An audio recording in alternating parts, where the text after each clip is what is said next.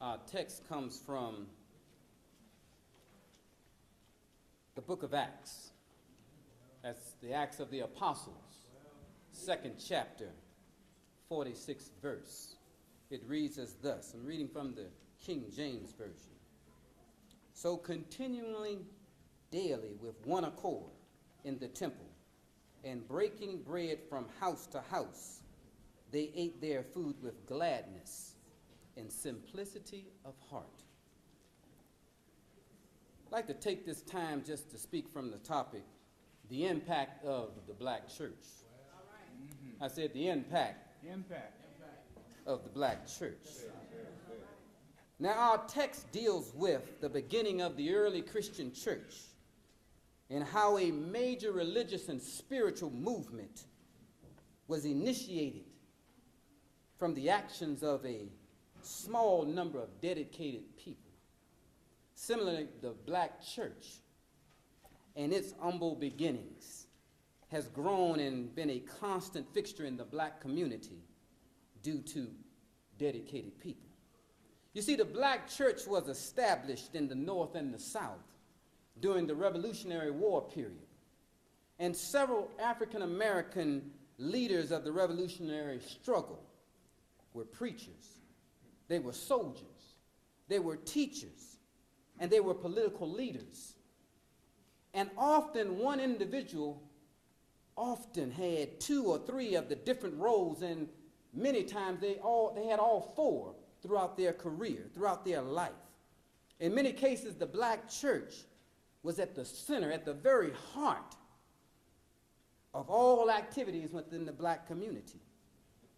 African American life revolved around the black church, which was not only the center of worship, but it was the focal point of the communal activities.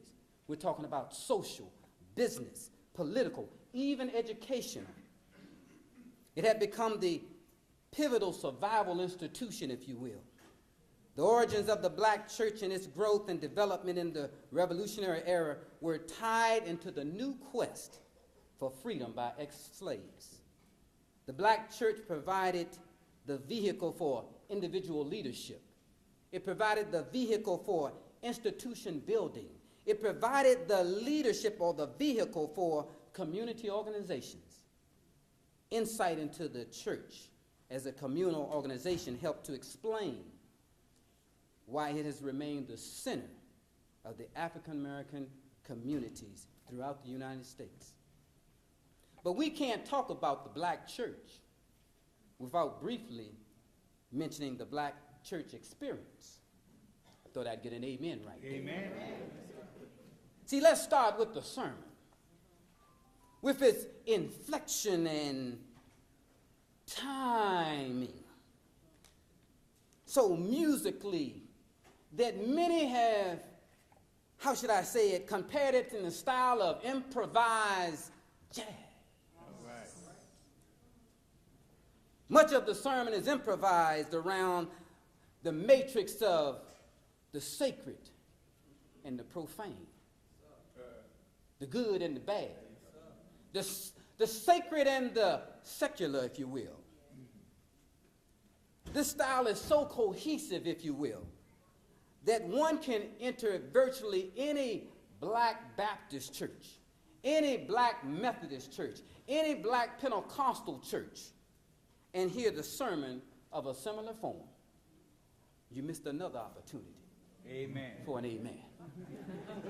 The sermon is assured by the congregation, which answers the preachers verbally at every opportunity, although some are missed. Amen. Creating a call and response pattern, often ending in a spiritual celebration. Thought I felt my hoop coming on right All right. Many are unfamiliar, if you will, with the history of call and response, which started during the early revival that included thousands of participants. See, many could not read because of the lack of hymnals or the poor lighting as tonight. Amen. Therefore, the preacher could call out a lead verse and the congregation would echo that same verse. Amen. This same methodology is used with the work songs, and it's used in our military even today.